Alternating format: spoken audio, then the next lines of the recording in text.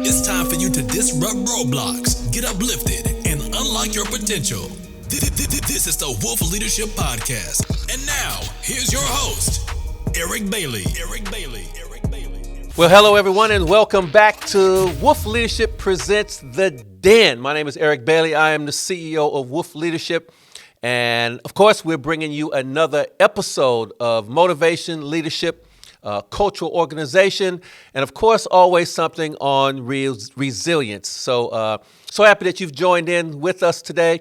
And today I have a very, very special guest, and he is going to blow us away with his information on keeping the ship on course as we lead into the new financial year. So, ladies and gentlemen, put your hands together and give it up for Mr. Martin Brooker, who has had a 37-year, experience, life situation with the Australian Royal Navy. So, Martin, thank you so much for hanging out with us here in the Den. Thanks, Eric. It's nice to be here. Look, I've been so looking forward to hearing your story and hear your words and your takeaways about leadership and about cultural organization. So let's just get right into it and tell our audience a little bit about you, your journey, and where you are right now. So I spent 37 years in the Royal Australian Navy in full-time service, and I joined at the age of 15. Wow. And just a boy with a dream. And those first formative years were spent at the Royal Australian Naval College, but my goal was and the first goal, I guess, was to graduate and then become what they call an officer watch in the Royal Australian Navy. And my early part of my career was as a maritime warfare officer, so on the bridge of the ship, in the operations room, fighting the ship, learning how to do those jobs. And then I was fortunate to go, I guess, to the next phase of a career, which is more of that sort of management roles and leadership roles in appointed positions, such as the second in command of a ship and ultimately the commanding officer of my own ship. And once that was done, it was like, well, what's next? It was other senior appointments, and I guess it was an area I would call sort of being a deep generalist. You were responsible for a lot of things, a lot of people reporting to you, and that strategic level leadership where you were guiding the Navy's direction or responsible for large groups of naval assets to support the warfighting effort, whatever that might have been. Right. So I want to go back to what you said about being 15. Yeah. That is so young. Tell us how that decision was. At 15, most kids are, thinking about, going to parties or maybe playing sport or kicking the footy or, throwing the cricket ball around. But at 15, you decided you wanted to join the Royal Navy. Like, what was the decision going into that? Well, actually, it was, I probably made the decision about 14 and a half, actually. It was a year's process of making the application and sitting the exams. I guess it was in an era where service was really important, and I think that was a lesson I had from my father about service. He was a young man growing up post-World War II in England, and so military service was sort of something that he didn't get to do, but he always saw that there was value in that. And when my opportunity came, I think he certainly helped me get sort of through those sort of steps to get up and on the program. So had to go through the exam process and interview process, and I don't know. It's like I thought the question might be asked at the interview, why do you want to join the Navy? And I couldn't actually tell you at that point. It's just what I wanted to do, and it was about adventure, and it was about serving your country. Right. Okay. Can you tell me some of the sacrifices and early challenges you had with staying true to your calling and your goals and your dreams, your aspirations to make it through? So going away, I guess, at the age of 15 was an adventure, but it was effectively going to a boarding school, and it was over 4 or 5 hours away from where my parents lived. And I think the learning or growth was how quickly I grew up.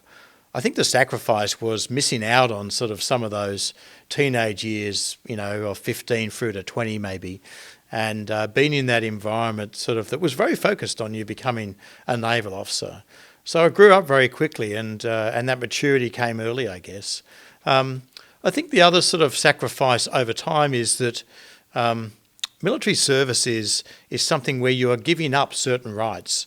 You don't actually get a choice about where you go. The Navy or the Department of Defence will say, hey, we actually want you to go and do this particular job, or you get called up because there's an operational need. You actually don't get much choice in that. So you also don't get to choose necessarily where you want to live. I grew up in Sydney. I was fortunate to have postings back in Sydney, but at other times I lived in Canberra. At other times I lived in Melbourne. Also, opportunities come up for you to do other things overseas, and those were actually really positive as well. So, I guess in terms of sacrifice, there's always something around family and being away from those people that are important to you. Not so critical at the young age, but certainly that played out as I got older and married and had children. So now I want to get into the fun part. Okay, it's the fun part. So you're out on this. Now, don't get me wrong. Now, so is it called a ship? Is it called a boat? What is it actually called? I want to make sure I get that right. The best way to think about it is that a ship has boats. Right. And so the only difference actually is that a submarine is called a boat. Right. It's not called a ship. Okay. Anyway, we're getting a bit technical here, but the bottom line is it's called a ship, and they can be long, short, weigh lots of tons, or be small. So you're on this, I'm talking big ship. I mean big ship, right? And you're sailing out in the big water, the big ocean. Okay. What are some of the main challenges that you had as a Commodore, as the head man on this ship, where it's dealing with people, dealing with situation, dealing with waves, dealing with just the elements, just everything that goes on this big ship? Tell me, how do you manage all of that and still have the time to keep yourself under composure? Like that fascinates me. I think at the core of that is a foundation of training, and also training for those set of circumstances that you may or may not have to deal with in the future. So as the commanding officer of my ship, the captain of my ship, we didn't know what our program was going to be. But what I did know is that all of the people that served in that ship had been trained individually. They had trained as a team. And my job as the captain of the ship was to make sure that we could continue to train as a team to be ready for whatever came next. And in that time that I had command, we went from being the flagship in Sydney Harbour for Australia Day all the way to the Middle East and picking up some equipment, to then ending up in the Solomon Islands later that year, and a whole bunch of other stuff that happened in between, including going into a big storm, including having to rescue Iraqi fishermen from a fishing boat in the Middle East that was sinking in front of us. And so if I go back to what I said before, it's like the training, the foundations of individual training, and having a system that actually allows people to get on with their job, but then only refer to you as the captain when they need to. And there were a set of rules and orders that allowed them to know what those were. So there was really defined requirements for them to let the captain know. And they were called call me as usual. They were captain's orders, call me when this happens. I'm not going to take over, I just need to know. The other principle we used was command by veto. I'm only going to step in as the captain if there's something that's dangerous that's occurring and I can see that there is a better way to solve it. But other than that, I'm going to let you get on with your job. And I think that applies in the corporate world too. We got to set some direction, set the vision for where we want to go, set the guardrails up, but let people get on with their job and set the requirements for when we need to be informed. But other than that, just let people get on with their job. Well, Wolf Leadership is all about going into corporation and organization and delivering workshops on culture and resilience and teamwork. And from what I'm hearing from you, there's a real good correlation between being on the ship and being in an organization on land. So what are some of the sort of key principles that cross over from ship to land in a corporation or organization rising to the top? Yeah, look, I think there's a number of things. That the ones that come to mind immediately is that position doesn't define leadership. I might have been the captain of my ship, but I did not make all the decisions. I think you've got to find ways in your organisation to drive leadership down to the most sensible level. You've got to allow people to make decisions, knowing that if they make a mistake, that it's going to be okay. I think you also need to allow people to come up with their own ideas and options. I think one of the observations I make back to my career is that we're often rewarded early in our careers for being technically competent, but the reality is that we get that 100% right, but when we get to lead other people, we don't always get it right. And so we've got to recognise that we've got to move from technical competence to emotional competence, or what some others would call emotional intelligence. Being able to let people get on with their job and to provide those guardrails.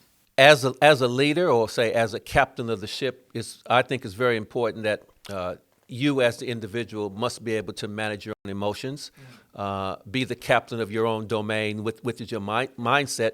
Are there any specific techniques or anything that you can think of that you can share with the audience to maybe help them if they're watching this and going, you know what, I'd like to be a little bit stronger mentally. I'd like to maybe be able to manage my emotions a little bit. Are there anything that you can sort of throw out there that they can take that maybe they can start implementing into their lives? Well, I think when you have a position of leadership or you are naturally a leader in your organisation, you are literally in the same boat with people, literally in the same ship with other people when stuff's going on. And so during my time in command, we had a situation where we were directed to go to the Solomon Islands, but I couldn't tell the ship's company, the crew. And so here we were continued our sailing around Australia, knowing that we were going to go to the Solomon Islands, but we really couldn't tell anybody. My own emotions were about the fact that I was going to be away from my family for longer. I wasn't going to get to see them for a couple of important events.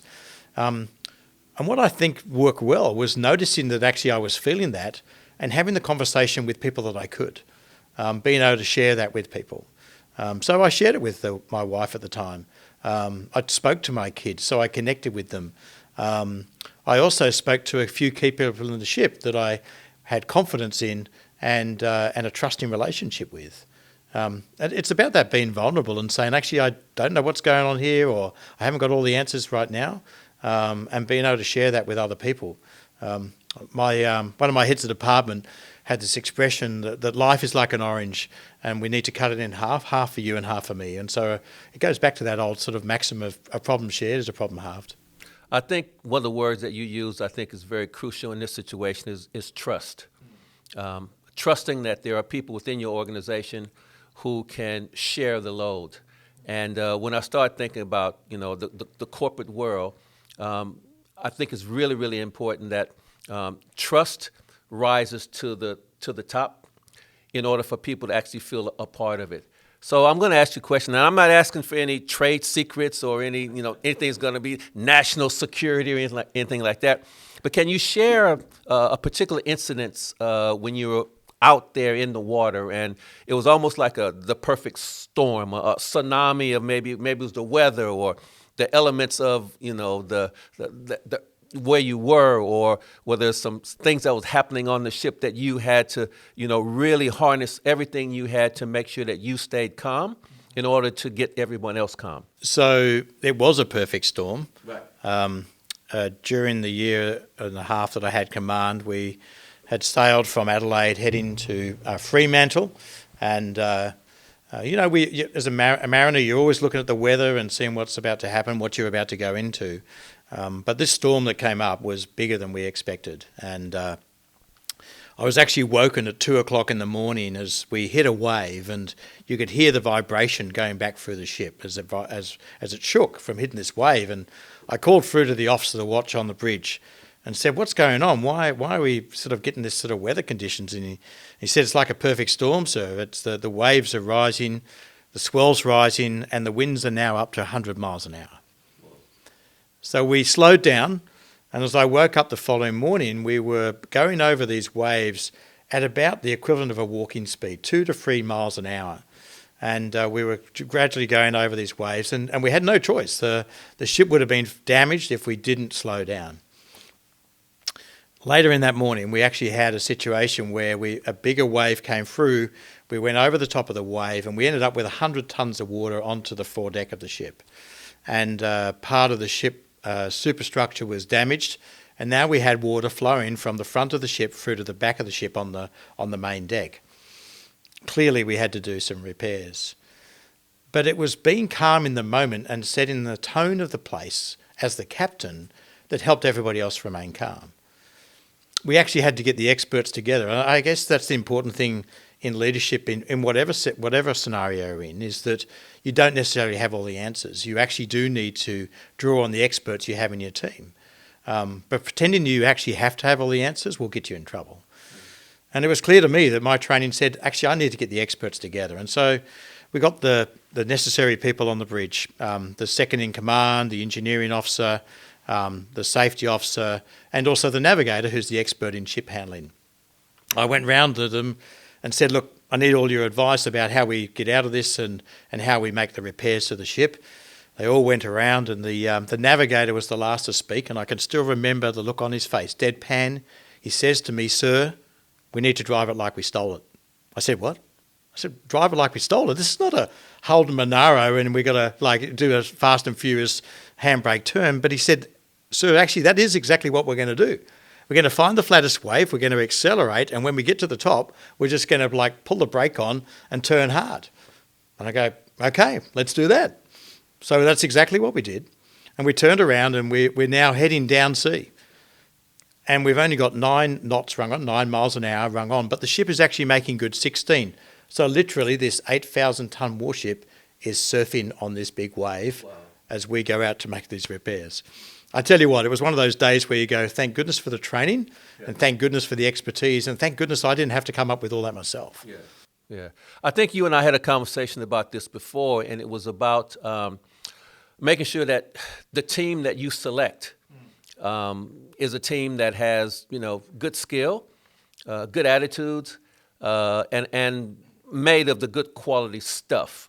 So in the Navy, sometimes you don't get to pick your stallions.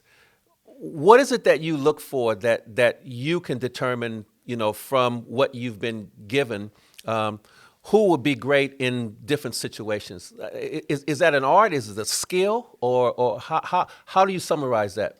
I think the answer to that is the fact that, bottom line, you need to have teachable people.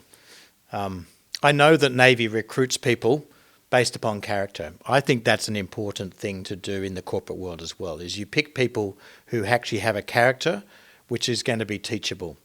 If you've got somebody that is not prepared to learn, to make mistakes, to offer opinion, and to fit in, then you might be in a whole world of hurt down the track. I think the other thing is the team environment that you set. If you treat people like they are conscripts, then you will not get the discretionary effort. The thing we did in the Navy was to take people that were effectively joined as volunteers, but we made them a team. If you think about people joining your workplace today, they are a volunteer. They want employment, but they bring their discretionary effort when we treat them well, when we actually treat them as human, and we provide an opportunity to create that trust environment. And that, of course, is a two-way street. They won't trust you unless you trust them first. Now, I know that you've done a lot of work with corporates in this space. Are there any tips or strategies around an organization being able to actually have some trust mechanism built into their trainings, or even on recruitment when they're first recruiting new members in the team? Is there anything that you can suggest that maybe they include in their onboarding or in their recruiting process? Yeah, look, I think it, and I think we're talking about culture at the end of the day. Yep. It's how do you bring that culture to bear in every element of your business, and so I think your recruiting process has to include and represent what your culture is. If you don't have a trusting culture, then it's probably not going to come through in your recruiting process, and the reverse would be true. So in terms of setting that up and in driving that culture, you've got to focus on those things that you want to have in your culture. And I think it's that vibe. An example I have is that if you walk into a new workplace and you know, you're struggling to find the person that you're supposed to be meeting, you had to park 15 miles away, had trouble getting into the place, nobody actually pays attention to you when you arrive, well, that's sort of a culture that says, well, actually, you're not really welcome here. But if you arrive at a workplace and somebody, your point of contact, has made you aware of all the possible parking options that you have, meets you at the door, your IT is set up, your computer's set up, you're introduced to people and your induction process starts within a day or two, then you feel like you're welcome immediately and you're already looking forward to being part of that. Man, your stuff is gold, man. Like your stuff is really resonating with me. So you've got this team. You have a team that maybe you didn't recruit yourself. Yeah. You sort of inherited this collection of characters. As you're going through your journeys, how do you personally, as the captain or as the leader, motivate each person to actually feel as if they're something bigger than themselves? My best example of this actually was as a warfare officer. I joined a ship that had just come back from the first Gulf War, and the men in that ship, and they were all men in those days, had faced their own mortality. I just topped my warfare course, and so I was full of vigour about what we were going to do going back to sea and sort of in the maritime exercise that we were going to conduct off the coast. And I remember getting them together in the operations room, you know, talking about my vision, my expectations. And I'm looking around and nobody's actually listening. They're looking in other directions. And at that moment, I was reminded of a quote I just heard, and it was from Theodore Roosevelt, that nobody cares how much you know until they know how much you care. And there was no way were these guys going to get behind me and to be volunteers as part of this team. And I recognised that actually I needed to recognise what they had been through, to be present for that. And it came down to actually having one-on-one conversations with them individually, getting to know their experience, having gone into an experience or coming back from an experience that I'd never had, yet, you know, I had sort of all this other knowledge. And it was also inviting them to give me feedback and saying, boss, you know, actually when you did this, you could have done it better this way. Recognising they had expertise in the combat system or the equipment. And the same applies in the corporate world. You know, often in a, whether it be a manufacturing business or in a corporate sort of professional services, the people that are on the ground doing the work day in, day out, they know how that stuff works. They actually have the ideas how to improve it. But unless we create the environment of trust where they feel free to offer ideas, you'll never get that discretionary effort. You made a really good point about back then there was male sort of dominated. Okay, we're in 2022 now. Absolutely. I mean, there's some changes being made. There's some stuff going down. Not just this year either. That's right. Okay, so I'm a big proponent, big advocate for diversity, inclusion, for all the females, the ladies out there who are listening to this. I want to talk about that. I want to talk about the inclusion of women into the armed forces, into the Navy. I want to talk about women as leaders. I want to talk about your thoughts of how they were integrated into say in corporate or also into the Navy. What was that transition like? And now looking back at where we are right now, how much further do we have to go to make it truly inclusive? Well, look, I think we've made some great inroads. I have some really good friends, women who have been on this journey and who have been through that process. And in some ways, they are better to answer what that was like. But what I know from them sharing that information is that it was so much tougher for them than I ever gave it credit for. And I remember doing a program that was about women leadership, and this program had a manager's program, and I listened to it, and even as a father of 3 girls, I'm going, wow, I thought I had a heart for this, but actually I don't really have an experience of this. And actually I need to pull back and feel like I've got the answers to this and actually just listen. And I think that's sort of still important that men, rather than trying to jump in and solve a problem, we actually need to listen to the women about what it is that they need. Yeah. There are a range of things that they need.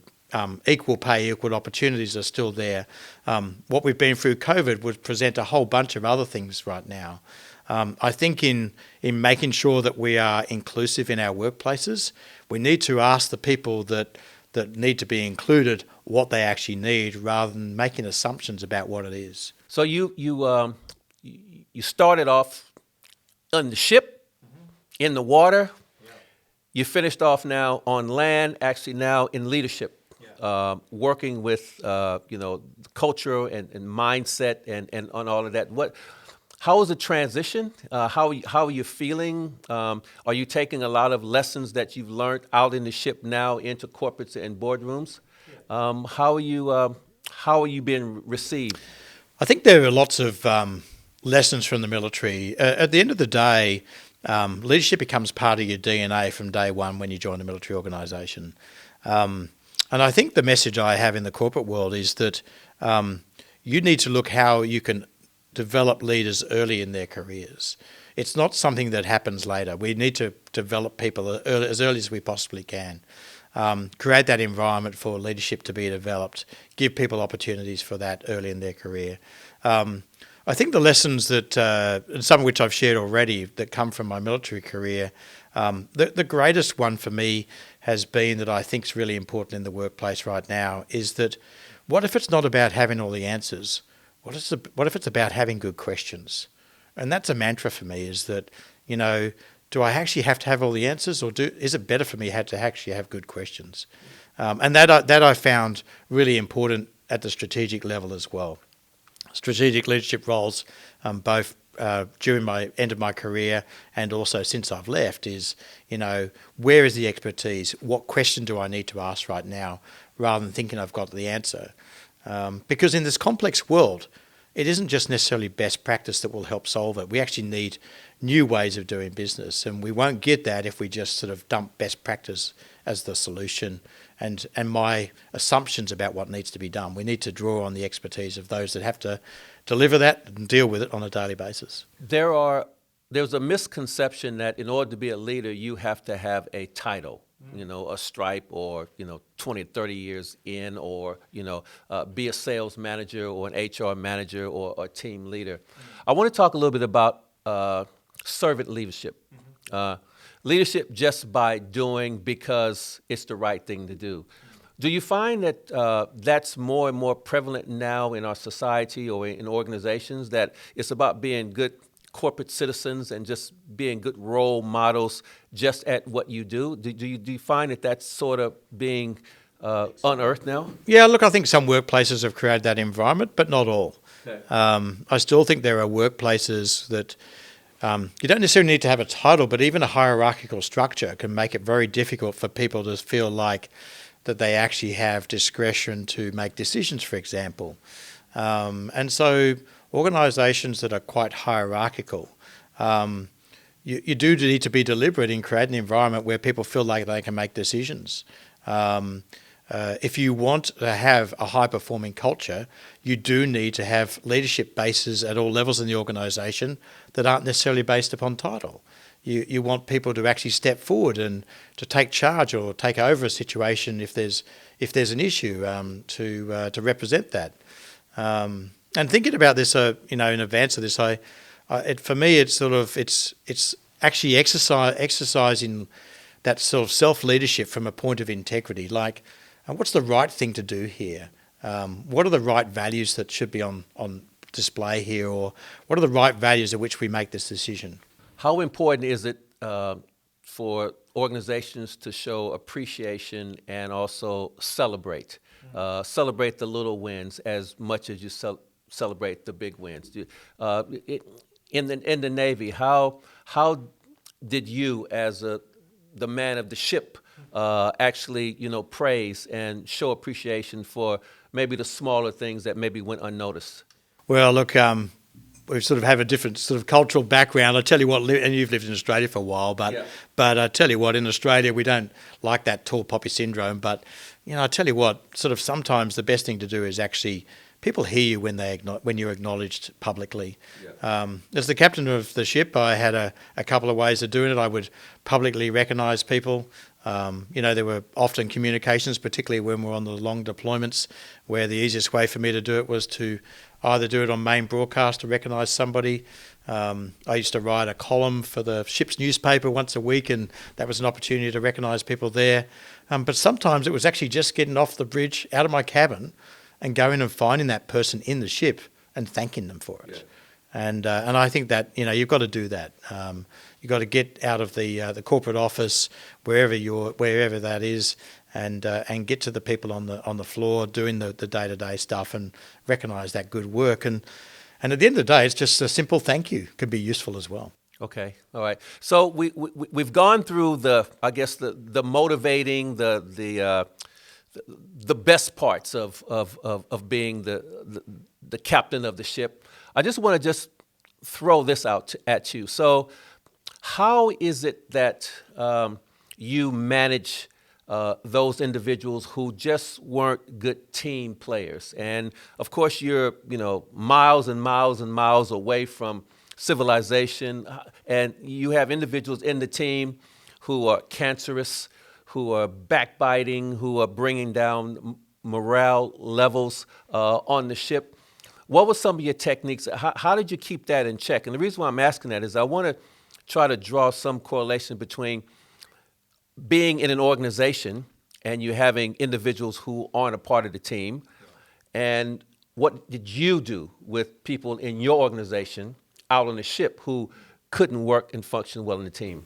Look, I think if you get to, I think performance management, whatever it looks like, you need to be very clear from up front about where the problem is.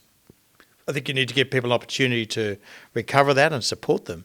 I don't think it was any different in the Navy. I think if you had somebody that was destructive, had bad behaviour or behaviour that wasn't conducive to creating a team, you had to get alongside them and say, hey, this is not working.